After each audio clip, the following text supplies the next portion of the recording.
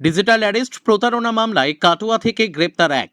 Digital arrest দেখিয়ে প্রতারণার অভিযোগে পূর্ব বর্ধমানের কাটোয়া এলাকা থেকে এক ব্যক্তিকে গ্রেপ্তার করল পুলিশ। পুলিশ সূত্রে খবর, 13ই মার্চ 2026 তারিখে পুরুলিয়া সাইবার ক্রাইম থানার একটি বিশেষ দল পূর্ব বর্ধমান জেলার কাটোয়া থানার অন্তর্গত ঘোষহাট এলাকার একটি গাড়ি পার্কিং স্থানে অভিযান চালায়। সেই অভিযানে বিমল কুমার পাটোয়ারি, পিতা রামদাস পাটোয়ারি, গ্রাম ঘোষহাট, থানা কাটোয়া, জেলা পূর্ব বর্ধমানের বাসিন্দাকে গ্রেপ্তার করা হয়।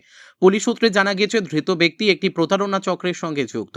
ওই চক্রটি ডিজিটাল অ্যারেস্টের ভয় দেখিয়ে পুরুলিয়ার বলরামপুর থানার এলাকার এক বাসিন্দার কাছ থেকে প্রায় 18 লক্ষ টাকারও বেশি প্রতারণার মাধ্যমে হাতিয়ে নেয়। এই ঘটনায় ভুক্তভোগী ব্যক্তি পুরুলিয়া সাইবার ক্রাইম থানায় অভিযোগ দায়ের করলে তদন্ত শুরু করে পুলিশ।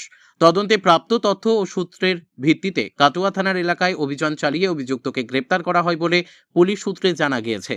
পুলিশ সূত্রে জানা গেছে, ধৃত ব্যক্তিকে শনিবার পুরুলিয়া জেলা আদালতে পেশ করা হয়। পুরুলিয়া থেকে বিশ্বজিৎ সিং সর্দারের রিপোর্ট, বিগ নিউজ বাংলা।